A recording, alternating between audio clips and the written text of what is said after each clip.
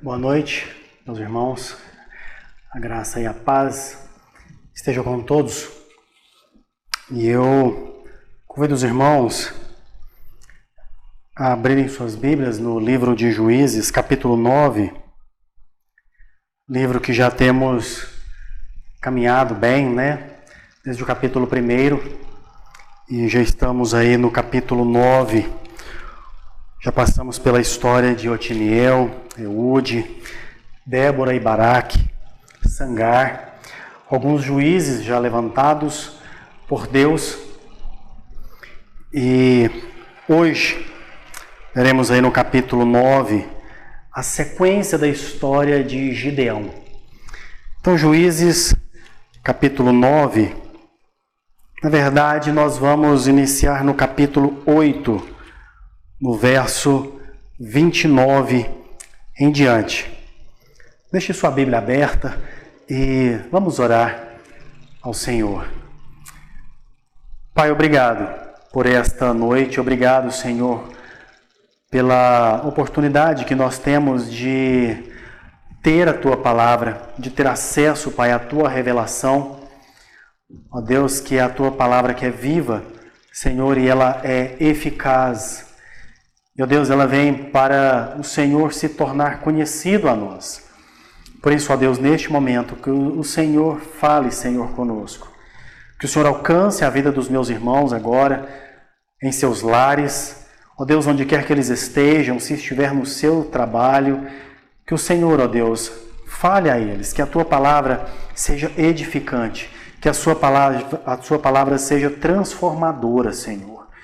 Por isso, ó Deus, alcance a cada um agora, como alcance também a minha vida, para que eu seja um instrumento, ó Deus, usado pelo Teu Santo Espírito, que eu seja fiel, ó Deus, à Tua Palavra, e assim aumente a nossa fé, assim, ó Deus, contribua, Deus, na nossa caminhada cristã, na nossa santificação. Senhor, em nome de Jesus, nós nos colocamos agora em Tua presença, e toda honra, toda glória é dada somente a Ti, em o nome de Jesus. Amém. Juízes, capítulo 8, verso 29, diz assim: Jerubaal, filho de Joás, retirou-se e ficou morando em sua casa. Gideão teve 70 filhos, todos provindos dele, porque tinha muitas mulheres. A sua concubina, que morava em Siquém, lhe deu também à luz um filho, e lhe deu o nome de Abimeleque. Gideão, filho de Joás, morreu em boa velhice e foi sepultado no filho de Joás, seu pai, em Ofra, cidade da família de Abiezer. Depois que Gideão morreu, os filhos de Israel voltaram a se prostituir com os Baalins e puseram Baal-berite por Deus. Os filhos de Israel não se lembraram do Senhor, seu Deus, que os havia livrado do poder de todos os seus inimigos ao redor. Também não usaram de bondade com a casa de Jerubaal, a saber, Gideão, segundo todo o bem que ele tinha feito a Israel. Quando Deus envia as 10 pragas sobre o Egito, quando Deus decreta a destruição de Sodoma e também a destruição de Gomorra, ou quando nós vimos Paulo em Romanos 1,18, quando ele diz que a ira de Deus se revela do céu contra toda a impiedade. Podemos aqui desmistificar que existe um padrão de Deus para julgar tanto governos humanos quanto também as pessoas individualmente. A teologia pactual, ela precisa nos livrar de tudo isso, de que muitas vezes nós julgamos a bênção e a maldição ou o castigo de Deus como consequência de pecado ou não. A bênção, então nós pensamos que é porque Deus ama a pessoa. E a maldição porque esta pessoa vive em pecado ou então não tem o amor de Deus. Não é só a bênção que dirige a história. Também a sua maldição, o seu castigo poderá agir. Então nós podemos perceber aqui que do capítulo 8, versículo 34, até o capítulo 10, versículo 6, Deus não é mencionado nenhuma vez. E nós perceberemos isso. Ele não é considerado e nem chamado pelo seu nome pessoal, que é Senhor, que é Yahvé. E isto é porque esse é um retrato de uma sociedade, de um governante que ele quer tirar Deus de cena completamente. Ele não é adorado, ele não é levado em consideração. Abimeleque, quem era esta pessoa? Filho de Gideão, porém ele não fazia parte dos 70 filhos de Gideão que morava em Ofra, mas ele era filho de uma concubina que morava em Siquém. E os filhos, quando eles são gerados de forma correta naquela cultura, eles eram criados pela família do pai, eles eram considerados herdeiros diretos, porém aqueles gerados de forma incorreta, como por um exemplo, Gideão teve relacionamento com uma concubina, ele era criado então pela família da mãe. E ele não era considerado como um dos filhos de Gideão. Diretamente, porque foi gerado, digamos hoje dentro da nossa cultura, fora do seu casamento legal. Esse é Abimeleque. E então Gideão dá o seu nome, que significa, meu nome é rei, meu pai é rei. Porém, Abimeleque ele não é juiz. Abimeleque ele não é considerado um salvador ou um libertador. E então, como nós veremos aqui no capítulo 9, que vai até o versículo 57, por que então é dado tanta dedicação a este homem? Existe uma teologia bíblica, em uma história que está em desenvolvimento, a relação sobre o tema da monarquia nas Escrituras. E é por isso que é importante citarmos os eventos e a história de Abimeleque. De Gênesis a Apocalipse, estamos falando do reinado cósmico de Deus em meio ao reinado dos homens. A despeito de todo o caráter totalmente secular aqui apresentado, nós vemos que ele era o tempo todo religioso, o tempo todo de uma forma espiritual tratado aqui. Nós não podemos, e eu já chamo a atenção para isso, nós não podemos ler todo este fato ocorrido com a família de Gideão, em especial em Abimeleque, como se tratasse apenas de uma simples luta de poder. Trata-se de princípios morais, espirituais e religiosos que fluem da aliança entre Deus e entre Israel, que vão determinar como os eventos eles acontecem. Quando essas pessoas se rebelam contra Deus, eles procuram destruir ou manchar o que Deus fez na sua história. A cidade de Siquém foi o lugar onde Josué celebrou a cerimônia de renovação do pacto com Deus. Isso está lá em Josué 24:1. Mas o que nós vemos agora é que ela é um centro de adoração a Baal. Abimeleque, ele procura ser tudo aquilo que seu pai Gideão não quis ser, que era rei. Os registros dos reis bons e maus, eles estão embrenhados dos registros de Deus ser o único rei de Israel. E nós vemos isso desde a saída do Egito, o Senhor conduzindo o seu povo e se colocando como o Eu Sou. E um episódio fundamental que ocorre em 1 Samuel 8, do versículo 6 até o versículo 22, em que Israel pede um rei, como os vizinhos canaanitas tinham, e Samuel confronta o povo com aspectos negativos e observando que o Senhor era quem os reinava. Mas a resposta que Israel deu foi para Samuel foi: não queremos o Senhor, nós queremos outro rei sobre nós.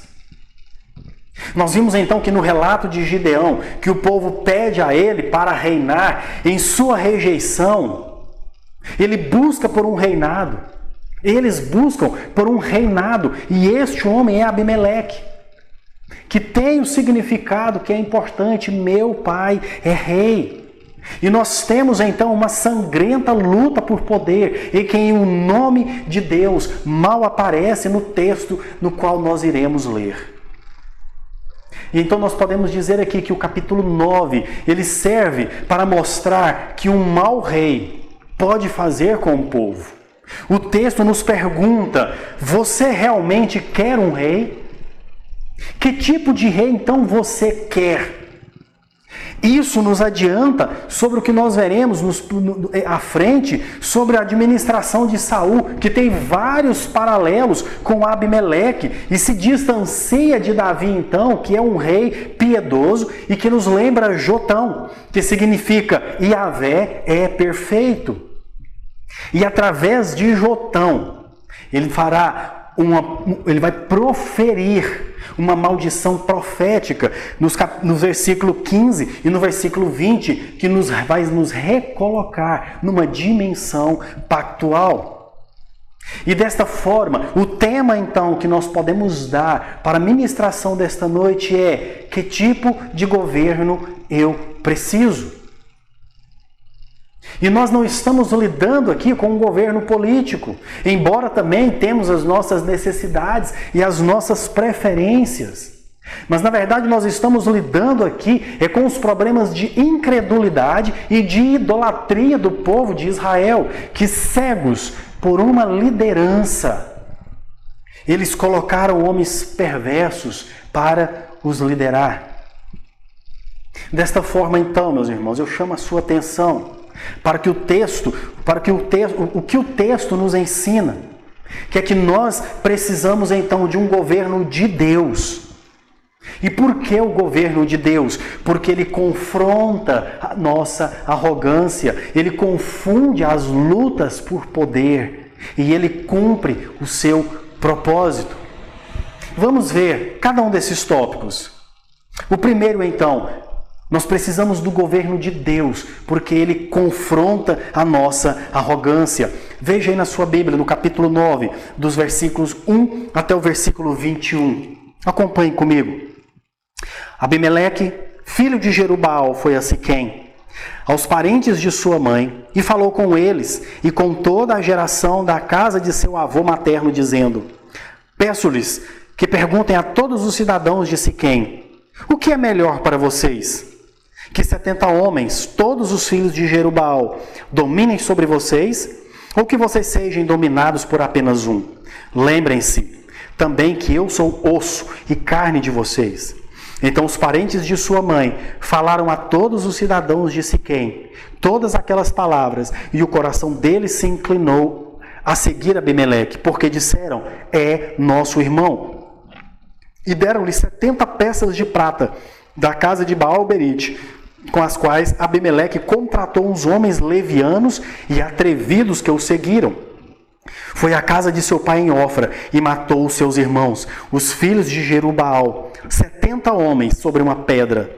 Porém Jotão, o mais moço de Jerubaal, escapou, porque se havia escondido. Então se reuniram todos os cidadãos de Siquém e toda Bet-Milo, foram e procuraram Abimeleque rei, e proclamaram Abimeleque rei junto ao carvalho memorial que está perto de Siquém. Quando soube disso, Jotão foi-se, pôs no alto do monte Gerizim, e em alta voz gritou, dizendo... E então aqui nós veremos a proclamação profética de Jotão. Veja o que ele diz. Cidadãos de Siquém, escutem o que vou dizer, e Deus escutará vocês. E ele então pronuncia: certa vez, as árvores foram ungir para si um rei. Disseram à oliveira: reine sobre nós. Porém a oliveira lhes respondeu: deixaria eu meu óleo apreciado por Deus e pelos homens para dominar sobre as árvores? Então as árvores disseram à figueira: venha você e reine sobre nós. Porém a figueira lhes respondeu: deixaria eu a minha doçura, o meu bom fruto para dominar sobre as árvores? Então as árvores disseram à videira: venha você então e reine sobre nós. Porém, a videira lhes respondeu: deixaria eu o meu vinho, que agrada a Deus e aos homens, para dominar sobre as árvores? Então todas as árvores disseram ao espinheiro: venha você e reine sobre nós. E o espinheiro respondeu às árvores: se é verdade que querem me ungir rei sobre vocês, venham e se refugiem debaixo de minha sombra. Mas se não, que do espinheiro saia fogo que consuma os cedros do Líbano. Jotão continuou: e agora, se vocês agiram de boa fé e com sinceridade proclamando Abimeleque como rei, se vocês fizeram o que é correto em relação a Jerubaal e a sua casa, e se o tratamento segundo ele merecia pelo que fez, porque o meu pai lutou por vocês, arriscou a vida e os livrou das mãos dos midianitas. Mas hoje vocês se levantaram contra a casa de meu pai e mataram os filhos dele, 70 homens sobre uma pedra. E a Abimeleque, filho da escrava dele, vocês puseram como rei sobre os cidadãos de Siquém, porque é irmão de vocês. Se vocês agiram de boa fé e com sinceridade para com Jerubaal e a sua casa, então alegrem-se com Abimeleque, e que ele também se alegre com vocês. Veja agora: mas se este não for o caso, que saia fogo de Abimeleque e consuma os cidadãos de Siquém e Bet-Milo, e que saia fogo dos cidadãos de Siquém e de Bet-Milo, que consuma Abimeleque. Depois disso, Jotão fugiu e foi para Beer, onde ficou morando, porque estava com medo de seu irmão Abimeleque. Qualquer outro Deus irá alimentar a nossa arrogância. Abimeleque, ele fez a seguinte pergunta no versículo 2: o que é melhor para vocês?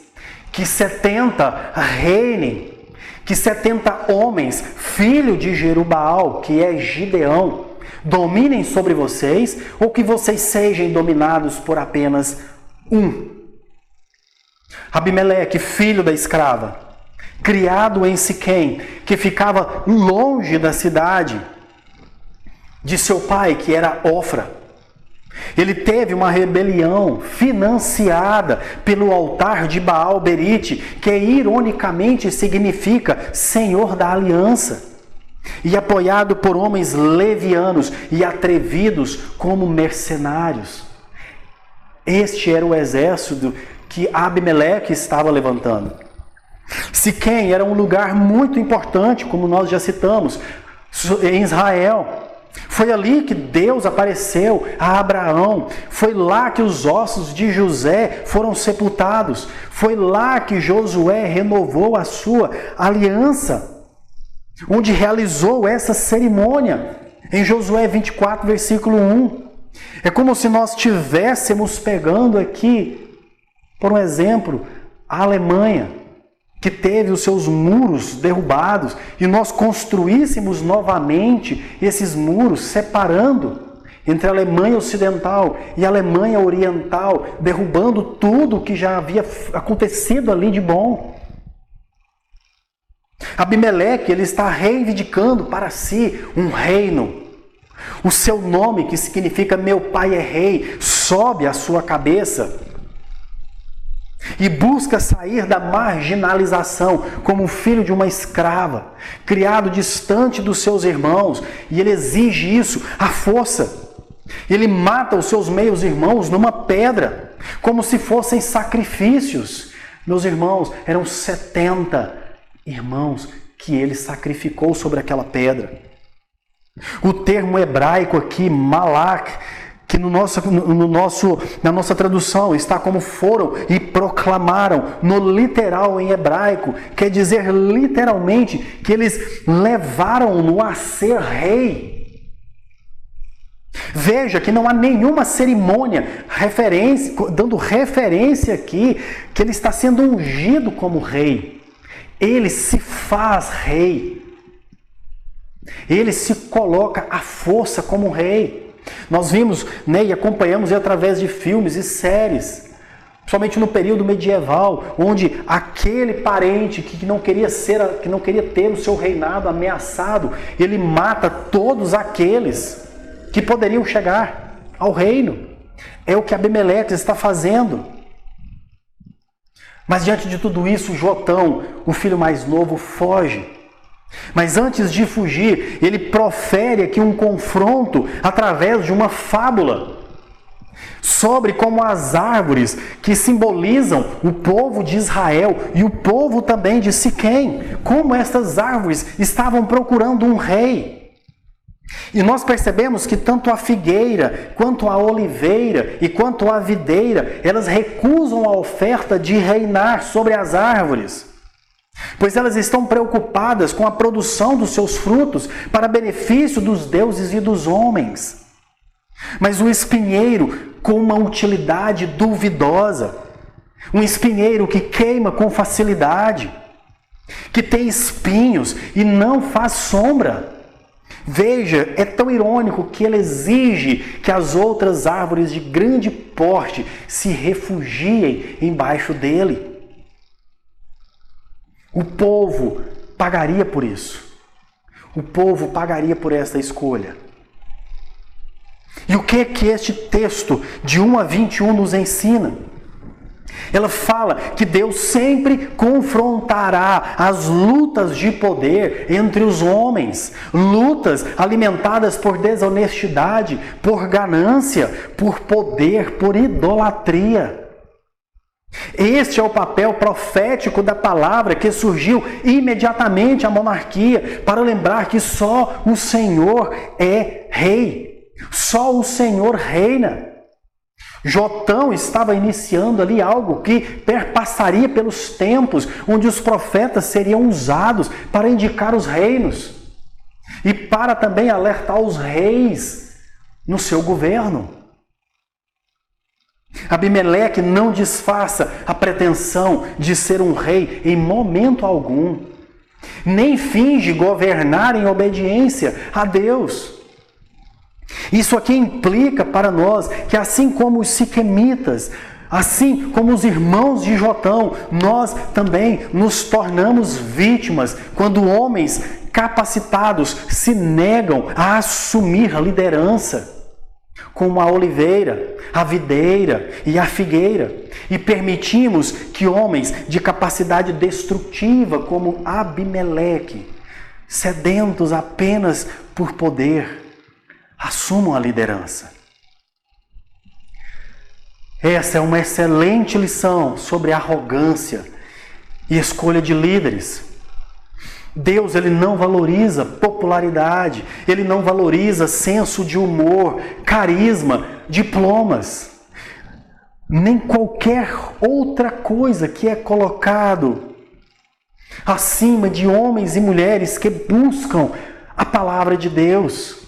Isso é o que Deus quer, pessoas piedosas que se apeguem à verdade. Como ele coloca para nós em 1 Timóteo 3, de 1 a 7, e em Tito 1, de 6 a 9. Pessoas que liderem corretamente suas famílias. Homens que sejam pacientes e que tenham autocontrole. Isso vale para qualquer esfera, tanto para a sua casa, quanto para a nossa igreja, quanto para qualquer escalão do governo. Vimos então que nós precisamos de um governo de Deus, porque ele confronta a nossa arrogância. Mas também nós veremos também agora que nós precisamos de um governo de Deus, porque ele confunde as lutas por poder. Acompanhe aí comigo a partir do versículo 22. Veja o que diz o texto. Abimeleque havia dominado sobre Israel durante 3 anos. Quando Deus suscitou um espírito de aversão entre Abimeleque e os cidadãos de Siquém, que foram desleais com Abimeleque, isto aconteceu para que fosse vingada a violência praticada contra os 70 filhos de Jerubbaal, e para que fossem castigados tanto Abimeleque, que era irmão deles e o havia matado, como os cidadãos de Siquém, que contribuíram para que ele matasse os seus próprios irmãos. Veja como a trama está se desenrolando. Verso 25. Os cidadãos de Siquém puseram sobre os altos dos montes homens de emboscada contra Abimeleque, e eles assaltavam todos os que passavam pelo caminho perto deles. E Abimeleque foi informado disso. Gaal, filho de Ebed, veio com os seus irmãos e se estabeleceram em Siquém.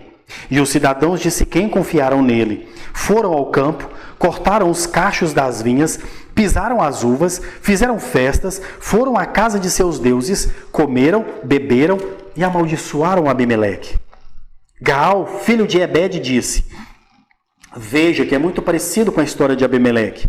Ele diz: quem é Abimeleque? E quem somos nós de Siquém para que o sirvamos? Não é ele filho de Jerubaal? E não é Zebul o seu oficial? Seria melhor servir os homens de Amor, pai de Siquém. Mas nós, por que serviremos a ele? Quem dera estivesse este povo na minha mão. Eu expulsaria Abimeleque. Eu diria a Abimeleque: multiplique o seu exército e venha lutar. Quando Zebul, governador da cidade, ouviu as palavras de Gaal, filho de Ebed, ficou furioso e enviou secretamente mensageiros a Abimeleque, dizendo: eis que Gaal, filho de Ebed, e seus irmãos vieram a Siquém e estão alvoroçando a cidade contra você.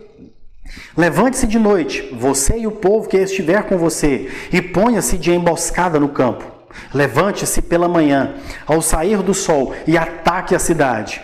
Quando Gaal, com a sua gente, sair para atacar, faça ele o que estiver ao seu alcance. Faça com ele o que estiver ao seu alcance. Assim, Abimeleque se levantou de noite, e todo o povo que estava com ele, e se puseram de emboscada contra Siquém em 4 grupos. Gaal, filho de Ebed, saiu e pôs-se à entrada do portão da cidade. Com isto, Abimeleque e todo o povo que estava com ele se levantaram das emboscadas. Gaal viu aquele povo e disse a Zebul: veja, vem gente descendo do alto dos montes. Mas Zebul respondeu: você está vendo a sombra dos montes? Elas se parecem com homens. Porém Gaal tornou ainda a falar e disse: veja, vem gente descendo bem na nossa frente, e uma tropa vem vindo do caminho do carvalho dos adivinhos. Então Zebul disse a Gaal: onde ficaram agora as suas ameaças?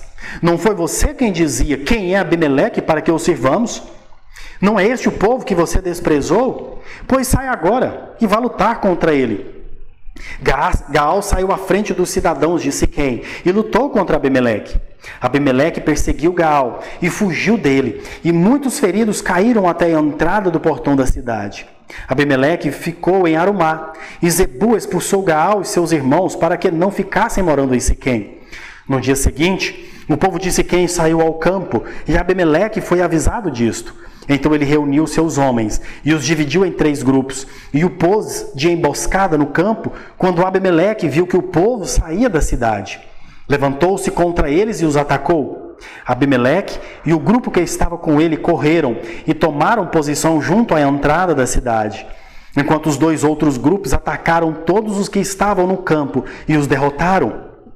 Abimeleque lutou contra a cidade durante todo aquele dia, toda a cidade, e matou o povo que nela havia. Arrasou a cidade e espalhou sal sobre ela. Todos os cidadãos da torre de Siquém souberam disso e entraram na fortaleza do templo de El-Berite. Mas Abimeleque soube que todos os cidadãos da torre de Siquém se haviam reunido. Então ele subiu ao monte Salmão, ele e todo o seu povo. Abimeleque pegou um machado e cortou o galho de uma árvore. Ele o levantou, pôs-se no ombro e disse ao povo que estava com ele: o que vocês me viram fazer, façam também vocês depressa. Assim, cada um deles cortou um galho e serviu a Abimeleque. Puseram os galhos ao redor da fortaleza e os incendiaram. Assim, morreram todos os que estavam na torre de Siquém, mais ou menos 1000 pessoas, homens e mulheres. O reinado de Abimeleque, ele dura apenas 3 anos, como podemos observar aí no versículo 22. E Deus mesmo envia um espírito de confusão, um espírito de aversão em Siquém, em razão do homicídio dos filhos de Gideão. E é interessante porque nos versículos 23 e 24, e nos 56 e nos 57, é descortinado para nós os acontecimentos humanos. e vislumbramos o que Deus está fazendo. Perceba então que Deus ele retribui a Abimeleque o mal que havia feito ao seu pai, como também retribui ao povo de Siquém todo o mal que fizeram, se unindo a Abimeleque, no versículo 56 e 57. Parece aqui que Deus estava calado, mas ele não está ausente. No que parecia o curso normal dos eventos, ele está aplicando a sua justiça. Parece aqui muito comum o que nós temos vivenciado. Isso aqui pode ser a sua vida. Parece que Deus está ausente, parece que Deus está calado. E às vezes sim, ele se cala. Mas ele nunca está ausente do que está acontecendo conosco, do que está acontecendo em sua casa, do que está acontecendo em sua vida. Mas o que é interessante, e nós precisamos destacar aqui, é que não houve relâmpagos do céu, mas houve justiça. Perceba que o que Paulo nos diz lá em Romanos 1, versículo 18, olha, porque a ira de Deus, ela se revela do céu contra toda a impiedade e injustiça dos homens, que impedem a verdade pela a injustiça. O julgamento de Deus não é algo para o futuro, ela é uma realidade do presente. E isso aqui não envolve apenas a casa de Deus, a comunidade do pacto. Isso aqui está envolvido tudo o que está neste mundo. Não importa reinos, não importa governos. Todos estão sobre o julgamento de Deus. Homens que agem tampando a verdade, tampando a justiça e aplicando injustiça aos homens, a ira de Deus virá. Deus pode estar calado, mas ele não está ausente. E se Deus se cala, é o momento certo no qual ele se manifestará com a sua voz. É nos dando oportunidade para que reconheçamos os nossos erros e olhamos para os termos da aliança do Senhor que estamos quebrando. E possamos assim nos arrepender. Surge então um homem aqui no versículo 26, Gaal. Veja que ele simplesmente cai na história. E no versículo 28 começa Gaal falar mal de Abimeleque. Ele está colocando o próprio povo contra Abimeleque, o povo que tinha se unido a ele. E Gaal ele vai se colocar como solução para todos aqueles conflitos. Veja que é tão mau caráter quanto Abimeleque. E é interessante que ele diz no versículo 28, olha, seria muito melhor nós sermos governados pelos homens de Amor. Quem foi Amor? Se nós voltarmos lá em Gênesis 34, quando Jacó e seus filhos chegam ali na cidade, na região de Siquém, o filho de Amor, que era exatamente a pessoa que deu nome a essa cidade, Siquém, ele vai lá e ele toma a filha de Jacó, que era Diná, e ele abusa dela e a possui. Então os irmãos de Jacó, eles vingam a sua irmã Diná, matando todos os homens de Siquém. Este era Amor, pelo qual Gaal cita aqui. Veja que todos, menos Jotão, são oportunistas e ambiciosos por um reinado. Sem homens que não têm consideração pelo seu povo, homens que não têm consideração pela terra e nem por Deus. É por isso que o reinado nas mãos de uma pessoa errada é perigosa. Israel precisa de um rei, conforme nos é descrito em Deuteronômio 17, do versículo 14 até um 20. Eles precisam de um rei que era escolhido por Deus dentre o próprio povo, que não fizesse o povo voltar à escravidão, não pensasse apenas em acumular riquezas e que gerisse bem as leis que Deus já tinha entregue. E o versículo 20 de Deuteronômio 17, veja o que ele diz: este homem escolhido por Deus, ele fará isso para que o seu coração não se exalte sobre os seus irmãos e nem se desvie do mandamento do Senhor, nem para a direita e nem para a esquerda. E assim, o resultado deste homem escolhido por Deus prolongará os dias do seu reino, ele e os filhos dele no meio de Israel. O que esse contexto agora, acontecido entre Abimeleque e Gaal, nos ensina?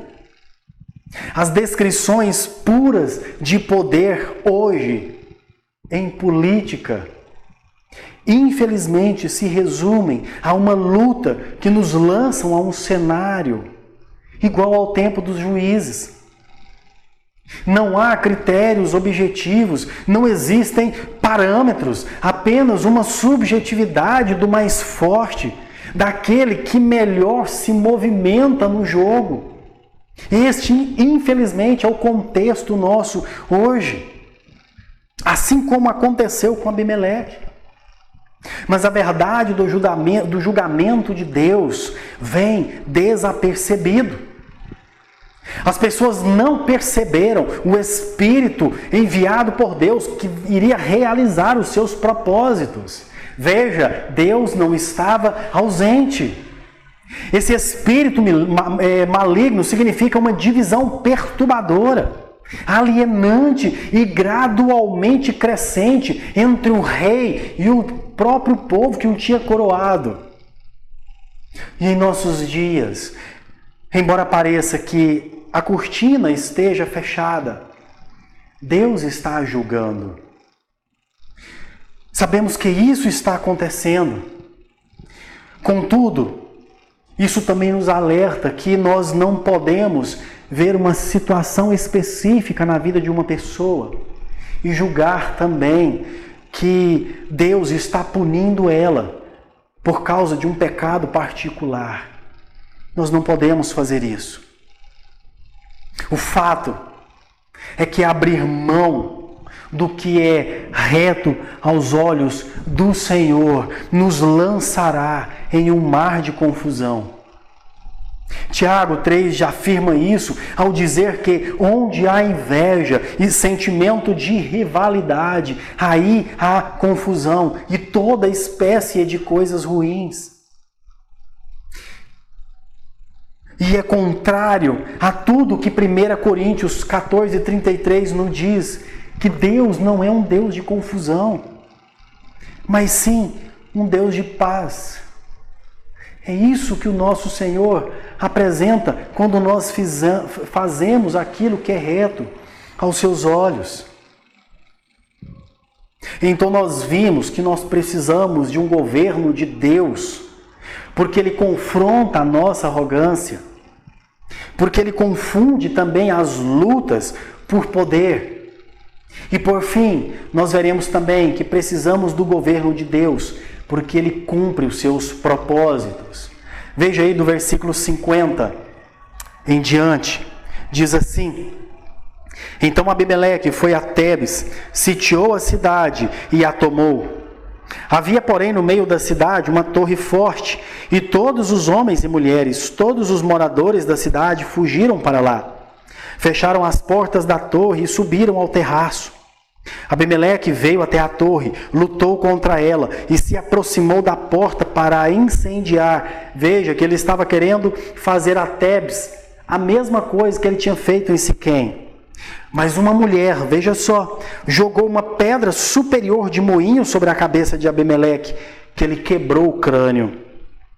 Então Abimeleque chamou depressa o moço, seu escudeiro, e lhe disse: tire a sua espada e me mate, para que não se diga que uma mulher me matou.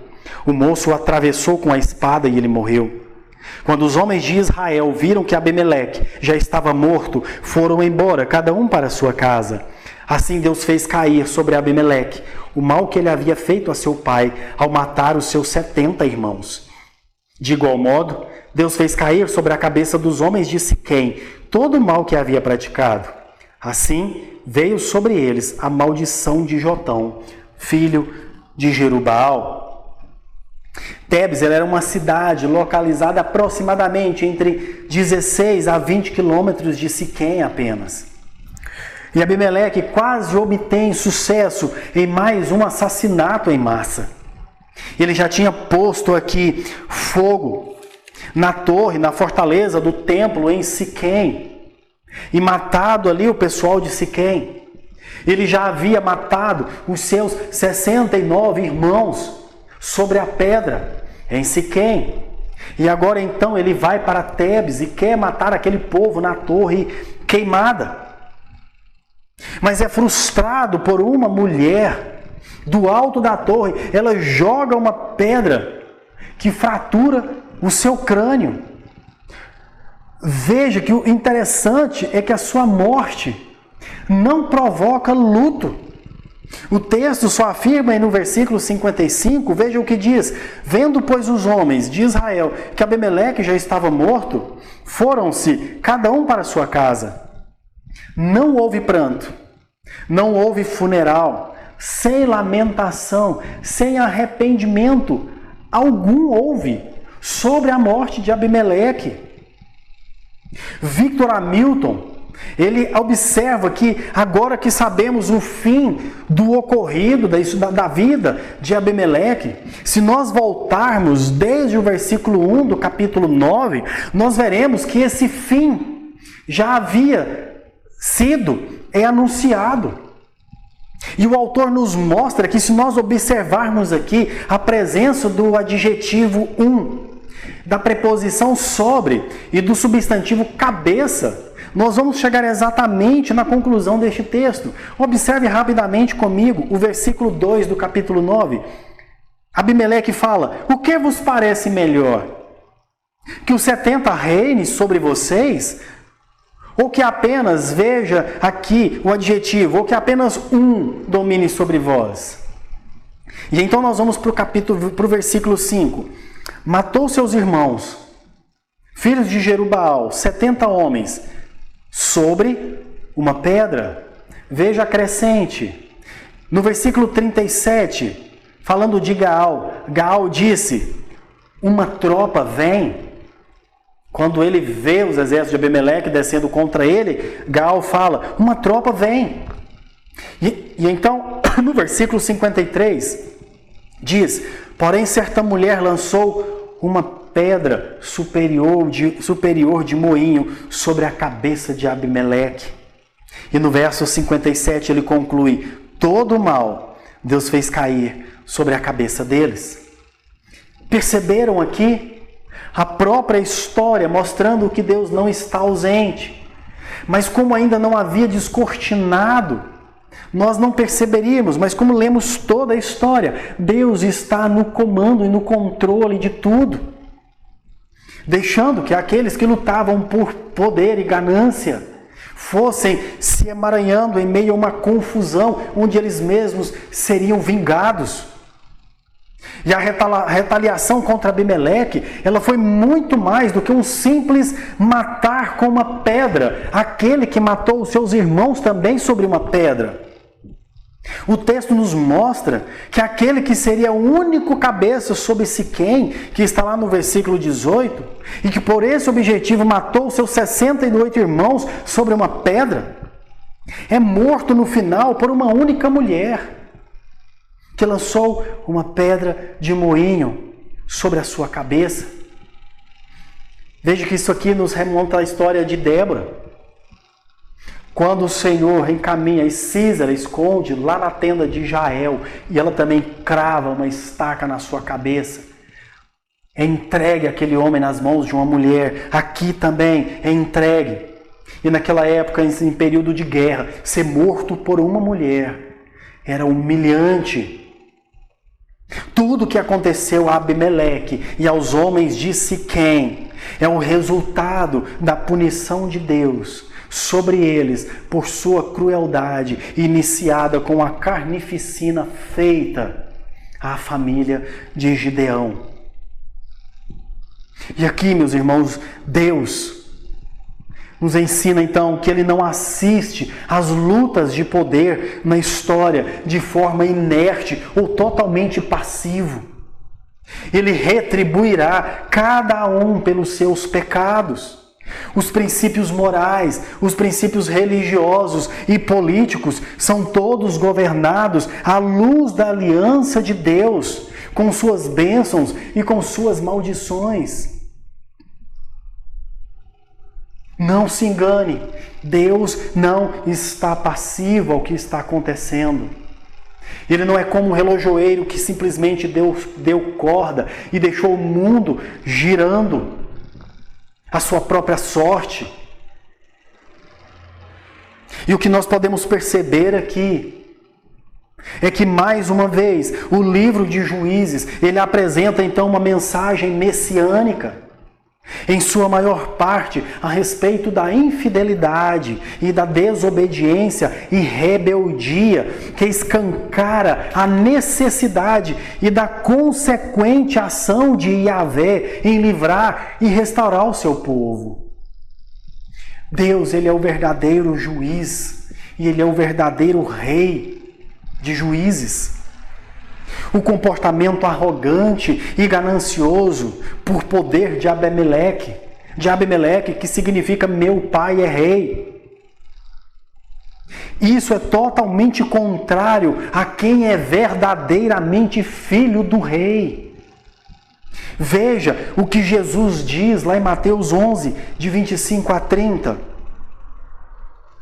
Graças te dou, ó Pai, Senhor dos céus e da terra, porque escondeste essas coisas dos sábios e instruídos e as revelaste aos pequeninos. Sim, ó Pai, porque assim foi do teu agrado. Tudo me foi entregue por meu Pai. Ninguém conhece o Filho a não ser o Pai, e ninguém conhece o Pai a não ser o Filho, e aquele a quem o Filho quiser revelar. Venham a mim todos vocês que estão cansados e sobrecarregados, e eu vos aliviarei. Tomem sobre vocês o meu jugo e aprendam de mim, porque eu sou manso e humilde de coração. E vocês acharão descanso para a sua alma, porque o meu jugo é suave e o meu fardo é leve. Veja como se comporta verdadeiramente o filho do rei. Veja como se comporta verdadeiramente aquele que vem trazer para nós um reinado, mas um reinado eterno. Ele não vem trazer peso, ele não vem trazer opressão, mas ele traz a si próprio e se entrega.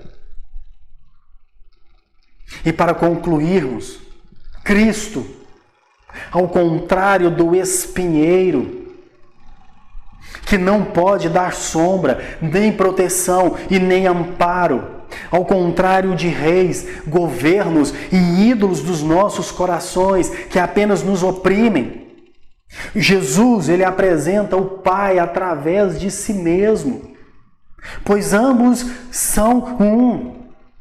E ele nos convida a depositar nele toda a nossa carga que é tão pesada, porque tendo nele segurado a nossa vida, encontraremos descanso para as nossas almas. É isso que o Senhor está falando para você hoje. Não confie em carros, em cavalos, em príncipes, mas confie em Cristo. E diante de tudo isso, nós temos algumas aplicações para nós. Que a primeira aplicação que eu quero deixar para você, diante de todo esse contexto que nós vimos, sobre a história que envolveu Abimeleque, Gaal, Jotão. Primeiro, não se permita esquecer do Senhor. Nós lemos o capítulo 8, verso 34. Todos esses eventos em Juízes é porque os filhos de Israel não se lembraram do Senhor, seu Deus, que os havia livrado do poder de todos os seus inimigos ao redor. E eu faço a mesma pergunta que foi feita lá no capítulo 9, versículo 1. O que é melhor para você? A resposta é não se esquecer do seu Deus. E isto nós fazemos através da leitura da palavra, isso nós fazemos através da comunhão, da oração, de usar com bondade para com o próximo, na vida diária do nosso relacionamento com Cristo. Meus irmãos, não use o argumento da pandemia de não poder ir à igreja. Quantos aqueles que não participam sequer das programações da sua igreja, que são online, dos momentos de oração, dos momentos ali nem que for de comunhão, os trabalhos com adolescentes, com jovens. E a desculpa é, estou em casa mesmo, depois eu vejo. Não se permita esquecer do Senhor. Segunda aplicação.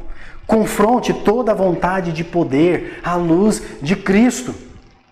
Toda a luta de poder de homens contra mulheres, jovens contra velhos, velhos contra jovens. Toda vontade de domínio precisa ser revista à luz de Deus, que Cristo nos revela.